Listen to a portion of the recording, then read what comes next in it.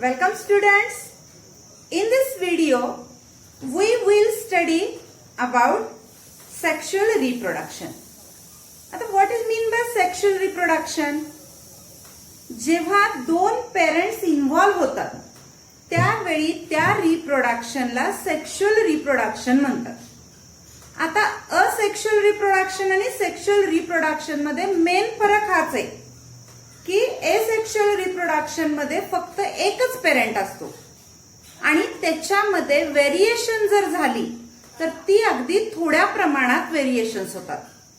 पण sexual reproduction मध्ये दोन पेरेंट इन्व्हॉल्व असल्यामुळं तिथं व्हेरिएशन खूप जास्त प्रमाणात येतात आणि पृथ्वीवर जेवढी पण डायव्हर्सिटी आली तर ती जास्त करून सेक्शुअल रिप्रोडक्शन मुळे झाली.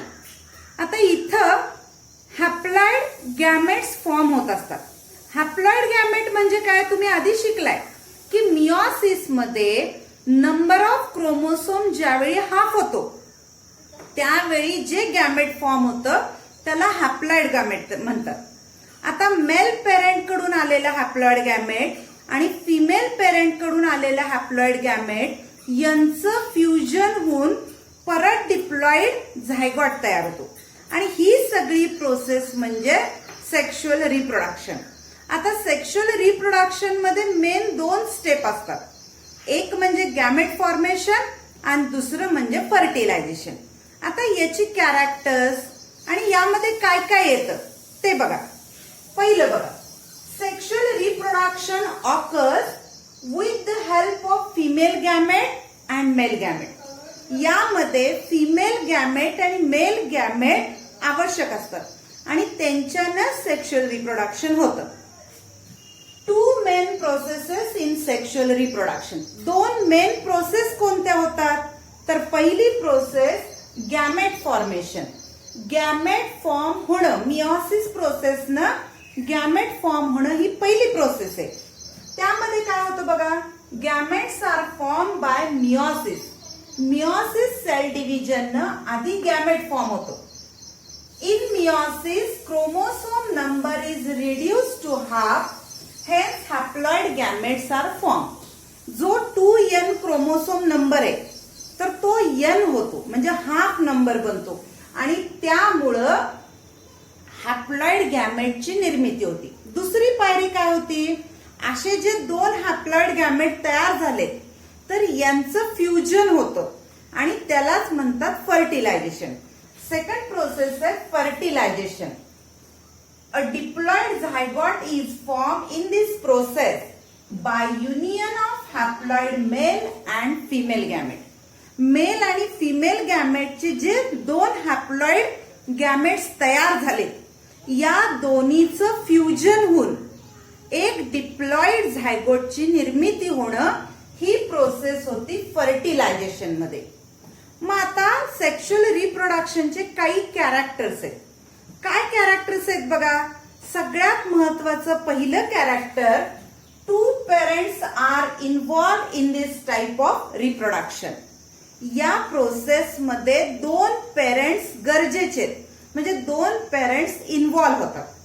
दुसरं कॅरेक्टर काय बघा, due to fusion of male gamete and female gamete new individual always has the recombined gene of both the parents. आता 50% जे गुण आहेत ते मेल पेरेंट कडून आहेत आणि 50% येतात ते फिमेल कडून येतात आणि त्यामुळं नवीन तयार झालेला जो ऑर्गॅनिझम आहे तर याचे जीन्स हे रिकंबाइन्ड. असं नसतं की अगदी 50% ह्याच्याकडनं त्याच्याकडनं, त्याच्यामध्ये सुद्धा बरेच म्युटेशन होतात आणि नवीन जो ऑर्गॅनिझम तयार झालाय तर त्याच्यामध्ये जीन्सची नवीनच व्हरायटी आपल्याला आढळून येते. आता यामुळे काय होतं बघा, the new individual shows similarity with the parents for some character and has some character different from both the parents. आता हे आपल्याला माहिती आहे की आपण बरेचसे आपल्या आई वडिलांसारखे दिसतो पण असं नसतं की एक्झॅक्ट तुम्ही अगदी आईसारखे दिसताय किंवा एक्झॅक्ट वडिलांसारखे दिसताय. काही तुमच्यामध्ये साम्य पण असतात आणि काही डिफरन्स पण असतात. मग हे या सेक्शुअल रिप्रोडक्शनचं महत्वाचं कॅरेक्टर आहे की नवीन जो इंडिव्हिज्युअल फॉर्म होतो तर ते पेरेंट्सशी काही प्रमाणात सिमिलॅरिटी दाखवतो आणि काही प्रमाणात डिफरन्स पण दाखवतो.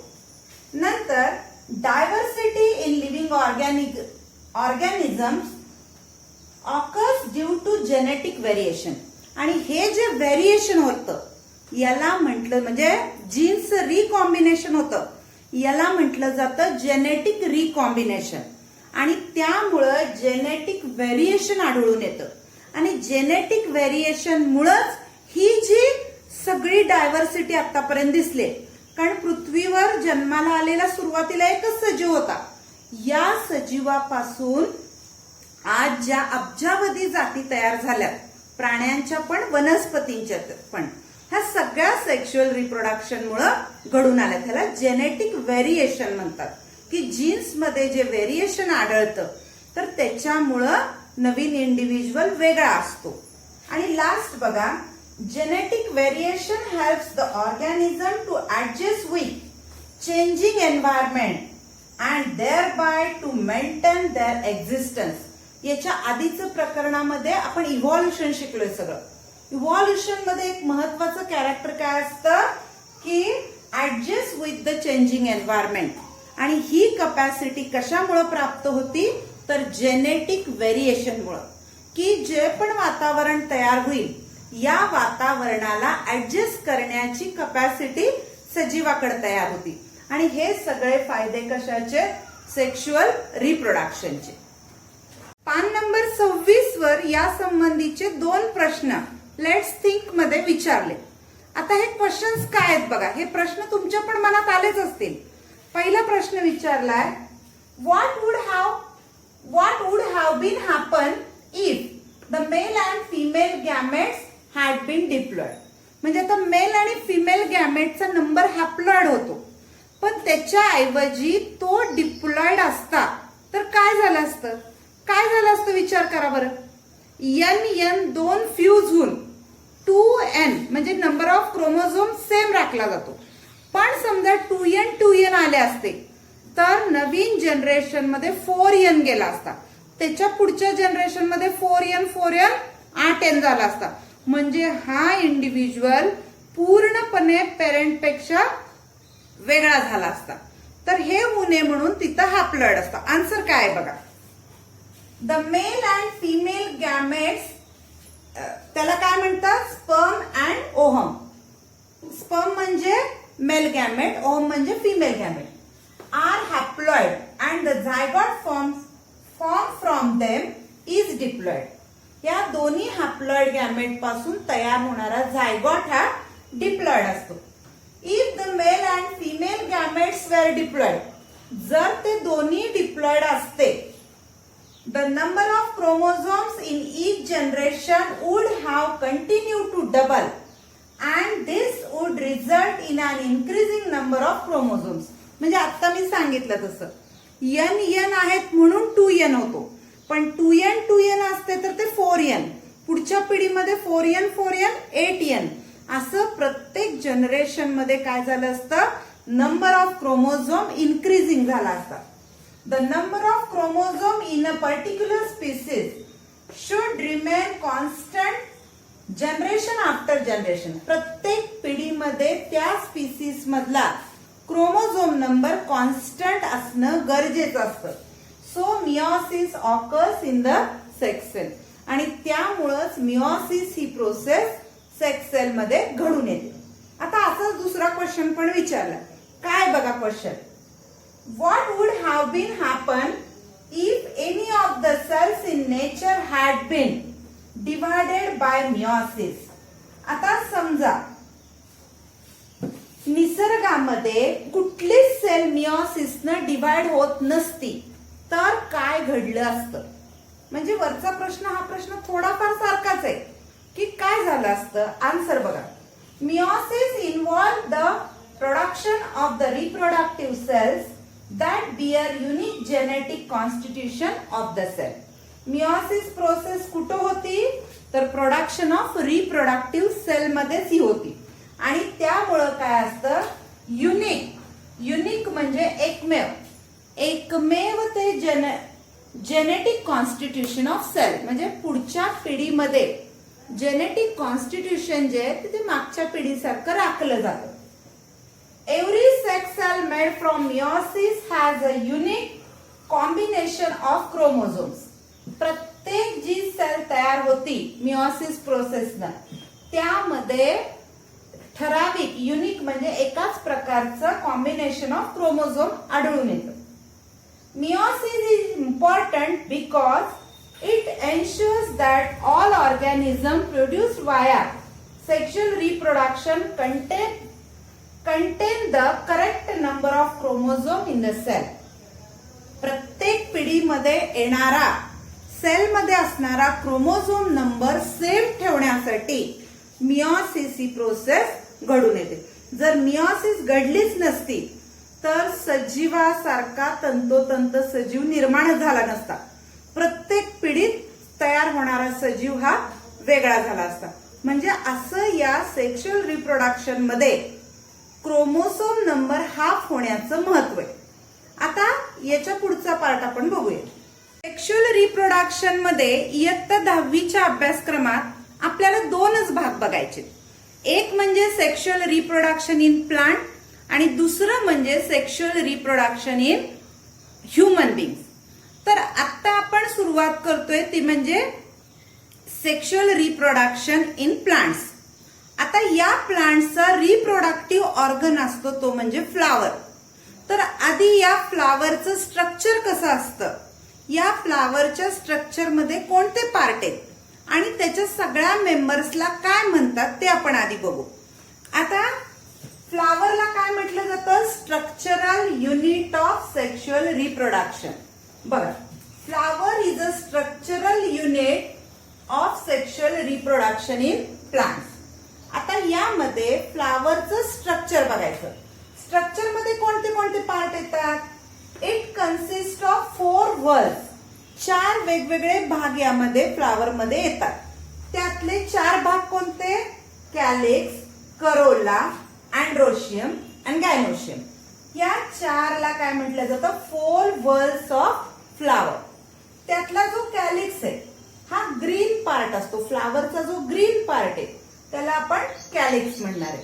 नंतर फ्लावर मध्ये जे वेगवेगळे तुम्हाला कलरफुल पार्ट दिसतात ते म्हणजे करोला असतात. आता हे जे 2 व्हल्व्स आहेत तर या 2 व्हल्व्सला काय म्हटलं जातं, ऍक्सेसरी व्हल्व्स. म्हणजे काय, they are responsible for protection of inner part. म्हणजे ऍक्च्युअल त्यांचा उपयोग काय आहे तर फक्त आतल्या भागाचं संरक्षण करणं, म्हणून त्याला म्हटलं जातं ऍक्सेसरी व्हल्व्स. आता पुढचे जे 2 व्हल्व्स आहेत त्यातला अँड्रोशियम असतो तो मेल पार्ट असतो, गायनोशियम असतो तो फिमेल पार्ट असतो.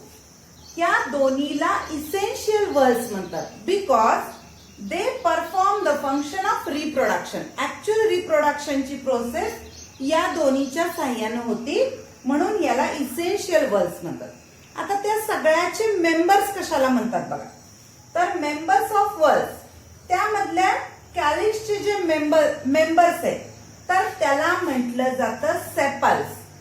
आणि हे सेपल्स असतात ग्रीन इन कलर. करोलाचे जे मेंबर्स आहेत त्याला पेटल्स म्हटलं जातं आणि ते काय असतात की वेगवेगळ्या कलरचे, व्हेरियसली कलर्ड म्हटले. अँड्रोशियम त्याच्या मेंबर्सला स्टॅमेन्स म्हटलं जातं. हा मेल रिप्रोडक्टिव्ह पार्ट आहे. आणि गायनोशियम हे जे व्हल्व आहे तर त्याच्या मेंबर्सला कार्पेल्स म्हटलं जातं आणि हा फिमेल रिप्रोडक्टिव्ह पार्ट आहे. आता वेगवेगळ्या फ्लावर मध्ये हे वेगवेगळे पार्ट्स असतात. तर बघा आपण काही फुलं बघतोय इथं. तर कलरफुल जो पार्ट दिसतोय सगळा तुम्हाला, तर हा कलरफुल पार्ट म्हणजे याचा आकर्षण घेणारा पार्ट म्हणजे हा करोला पार्ट आहे. आता या फुलाचे एक एक भाग आपण क्रमाक्रमानं बघूया.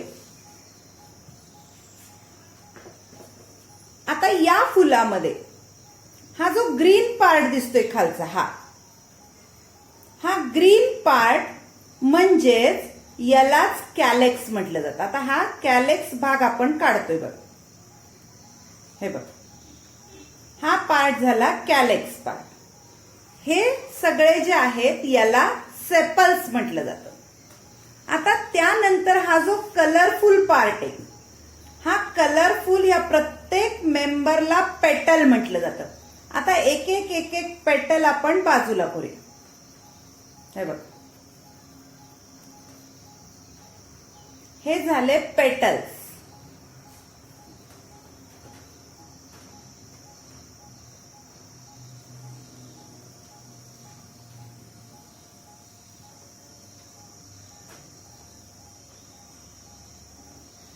आणि आता हे फक्त जे उरलेत यामध्ये, हे 2 इसेन्शियल व्हर्ल्स उरलेत. याचा पण डिटेल स्टडी करायचा आहे आपल्याला. तर हे 2 काय आहेत, यामधला हा पिवळा पिवळा पार्ट दिसतोय, हा सगळा अँड्रोशियम आहे. आणि ही लांब जी दिसतीये तुम्हाला, हा सगळा पूर्ण कार्पेल पार्ट आहे वरच्या ह्याच्यापासून. याला म्हटलं जातं गायनोशियम. आता बघा, ज्या फुलामध्ये हे दोन्ही पार्ट्स आहेत, म्हणजे यामध्ये फिमेल रिप्रोडक्टिव्ह पार्ट पण आहे, मेल रिप्रोडक्टिव्ह पार्ट पण आहे, त्यामुळे या फुलाला म्हटलं जातं बायसेक्शुअल फ्लावर. आणि काही फुलं अशी असतात की ज्याच्यामध्ये एक तर फक्त फिमेल पार्ट असेल किंवा एक तर फक्त मेल पार्ट असेल. अशा फुलांना म्हटलं जातं युनिसेक्शुअल फ्लावर. आता पपईचं जे फुल आहे, पपईमध्ये मेल ज्या भागामध्ये पार्ट असतो, म्हणजे अँड्रोशियम फक्त ज्या फुलामध्ये, तर त्याला म्हटलं जातं मेल फ्लावर.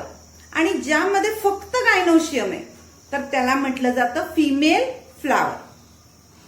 आता फुलामध्ये देठ असणं आणि देठ नसणं, देठला स्टॉक म्हटलं जातं. म्हणजे कशासाठी, तर फुलाच्या सपोर्टसाठी काही फुलांना हा स्टॉक असतो, याला स्टॉकला पेडिसिलेट.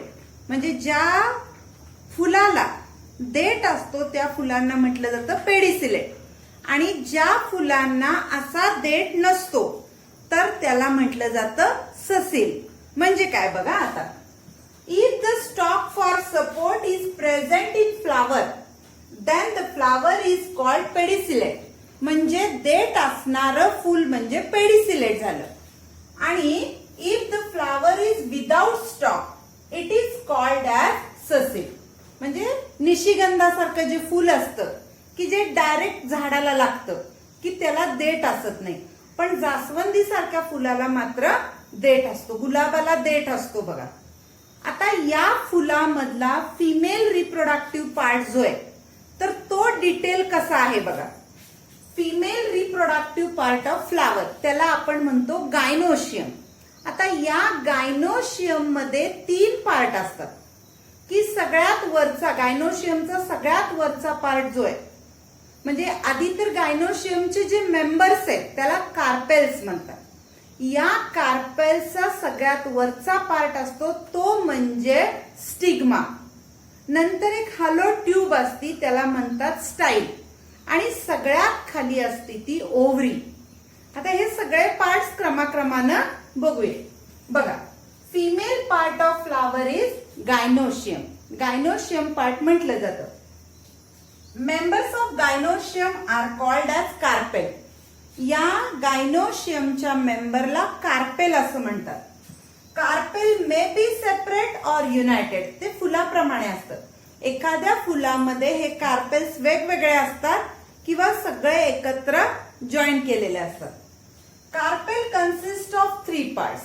आता याचे 3 भाग कोणते कोणते बघू. स्टिग्मा. स्टिग्मा म्हणजे सगळ्यात वरचा भाग. Where the pollen grain germinate. जिथं पोलन ग्रेन पडतात आणि रुजतात त्याला म्हटलं जातं stigma. Style. A hollow part joining stigma and ovary. एक बारीक अशी पातळ नलिका असती की जी स्टिग्मा आणि ओरी दोन्हीला कनेक्ट करते. आता ओव्हरी हा मेन पार्ट आहे. पूर्ण गायनोशियमचा मेन भाग म्हणजे ovary. It is present at the basal end of carpel. सगळ्यात खालच्या बाजूला कार्पेलच्या ओव्हरी असती. Ovary consist one or many ovules. जसं फूल ज्या प्रकारचं असेल त्या प्रकारे एक किंवा अनेक ओव्ह्यूल्स त्या फुलामध्ये प्रेझेंट असतात.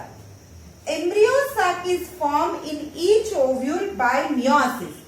आता ओव्हरी मध्ये एम्ब्रियो सॅक पण तयार होत असते मिओसिस प्रोसेसनं. Each embryo sac consist of a haploid egg cell. आणि त्या प्रत्येक एम्ब्रियो सॅक मध्ये एक एक हॅप्लॉइड सेल प्रेझेंट आहे. And 2 haploid polar nuclei. म्हणजे काय काय प्रेझेंट आहे एका एम्ब्रियो सॅक मध्ये बघा, तर एक हॅप्लॉइड एग सेल आहे आणि 2 हॅप्लॉइड पोलर न्यूक्लिया आहे. आता आपण ही फिगर पुस्तकात कशी आहे आणि ऍक्च्युअल फुलामध्ये हे पार्ट कुठे असतात, तर हे दोन्ही भाग बघूया. फिगर 3.12 मध्ये सगळे पार्ट्स ऑफ फ्लावर दाखवलेत. म्हणजे जसे आपण बघितले होते की बाहेरचे 2 जे वॉल्स आहेत तर ते कॅलेक्स आणि करोला, नंतर गायनोशियम आणि अँड्रोशियम. आता हे सगळं आकृतीत बघताय तुम्ही. आता ऍक्च्युअल फुलामध्ये हे पार्ट कसे असतात ते बघूया. आता हे एक जास्वंदीचं फूल आहे. या फुलामध्ये 4 वॉल्स असणारे हे फूल आहे.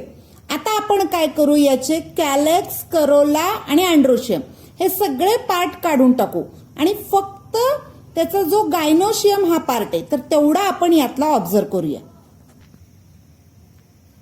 आता आपण सगळे वॉल्स काढून टाकलेत आणि यातला फक्त फिमेल रिप्रोडक्टिव्ह पार्ट ठेवलाय. याचा वरचा जो पार्ट आहे याला म्हणतात स्टिग्मा. हा मधला जो सगळा पार्ट आहे याला म्हणतात स्टाईल. आणि बेसल पार्टला हा जो फुगीर भाग दिसतोय तर याला म्हणतात ओव्हरी. जर तुम्ही या ओव्हरीमध्ये पाहिलं तर छोटे छोटे छोटे ओव्ह्यूल्स दिसतात बघा तुम्हाला. आता हे जास्वंदीचं फूल आहे त्यामुळं यामध्ये बरेच ओव्ह्यूल्स आहेत. वनस्पतीमधलं जे पॉलिनेशन घडतं तर याला डबल फर्टिलायझेशन का म्हणतात आणि यामध्ये कोणकोणत्या स्टेप होतात ते आता बघायचे. आता बघा, ज्यावेळी वरचा जो स्टिग्मा आहे तर त्यावेळी पोलन ग्रेन जर्मिनेट होत असतात. त्यावेळी तो थोडासा चिकट बनतो का, तर हे पोलन ग्रेन परत उडून जाऊ नये म्हणून. आणि त्याच्यानंतर जेव्हा हे जर्मिनेट होतात त्याच्यानंतर पोलन ट्यूब तयार होते. मागच्या वर्षी एक थोडासा चेंज आपण बघितला होता की केमिकल ज्यावेळी स्त्रावतात त्यावेळी असे काही बदल होत असतात. तर यामध्ये काही बाहेरचे घटक उपयोगी पडत असतात. त्यामध्ये अबायोटिक फॅक्टर जे आहे ते विंड आणि वॉटर हे मदत करतात पॉलिनेशनला.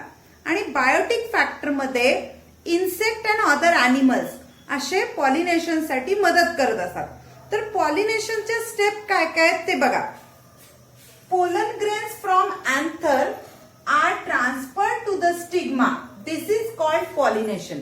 पॉलिनेशनची डेफिनेशन काय की जे अँथर बघितले होते आपण की अँड्रोशियमचा एक पार्ट तो स्टॅमेन आणि स्टॅमेन वरचा जो पार्ट असतो त्याला अँथर म्हणतात. या अँथर मध्ये पोलन ग्रेन असतात. या अँथर मधनं स्टिग्मावर पोलन ग्रेन ट्रान्सफर होणं ही प्रोसेस म्हणजे काय असती, पॉलिनेशनची प्रोसेस असते. आता याला मदत करणारे 2 घटक कोणते बघा. Abiotic factors which help the pollination are wind and water, and the biotic factors which are helpful for pollination are insects and other animal. या इन्सेक्ट मध्ये भुंगा येतो, फुलपाखरू येतं, नंतर मधमाशा येतात. जे पण कीटक फुलांशी संबंधित असतात तर ते सगळे कीटक काय करतात, या पॉलिनेशनसाठी मदत करत असतात. आता ऍक्च्युअल स्टेप काय काय होतात बघा. Stigma become sticky during pollination. फुलाच्या वरचा जो सगळ्यात पार्ट आहे, कार्पेलच्या सगळ्यात वरचा पार्ट, त्याला स्टिग्मा म्हणतात.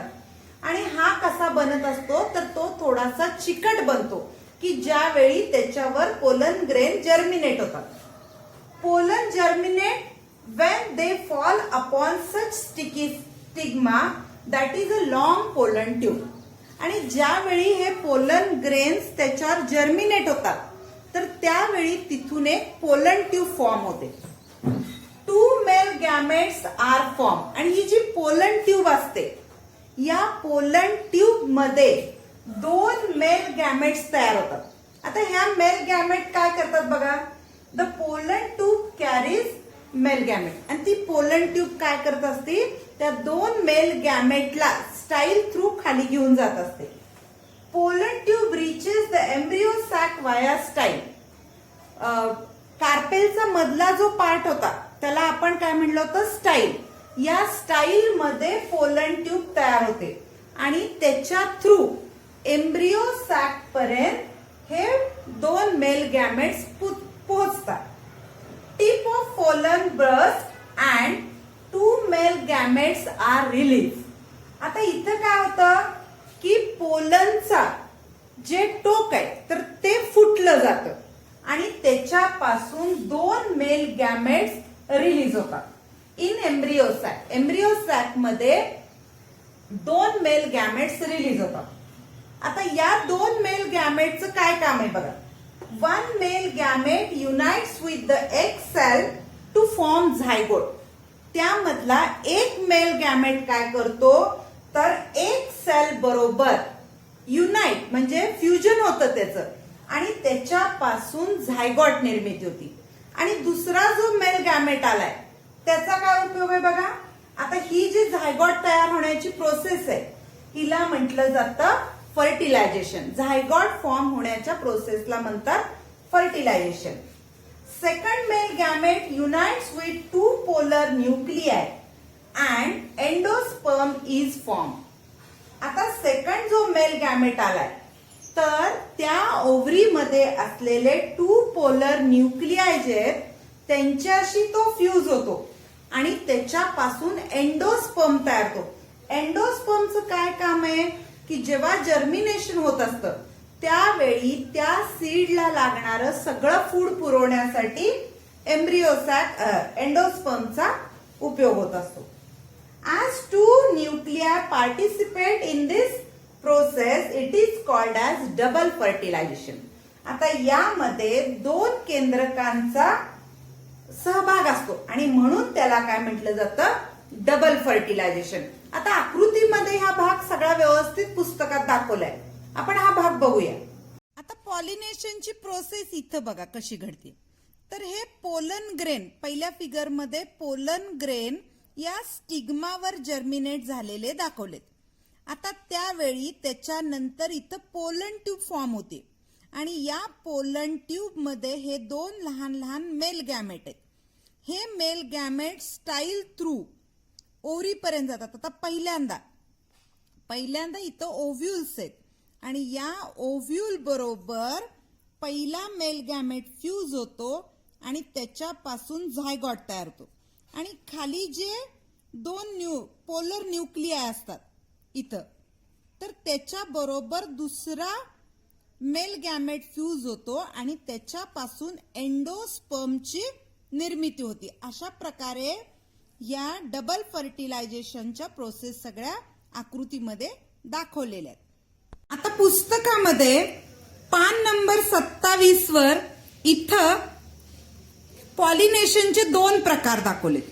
कसं असतं तर एका झाडावरच्या एका फुलावरून दुसऱ्या फुलावर झालं म्हणजे when pollination involves only 1 flower or 2 flowers born on same plant it is called as self pollination. म्हणजे एकच झाड आहे ह्या एकाच फुलाचे आंतरमधले पोलन ग्रेन जर त्याच फुलाच्या स्टिग्मावर पडले किंवा एकाच झाडाच्या 2 फुलामध्ये हे घडून आलं तर त्याला म्हणतात सेल्फ पॉलिनेशन.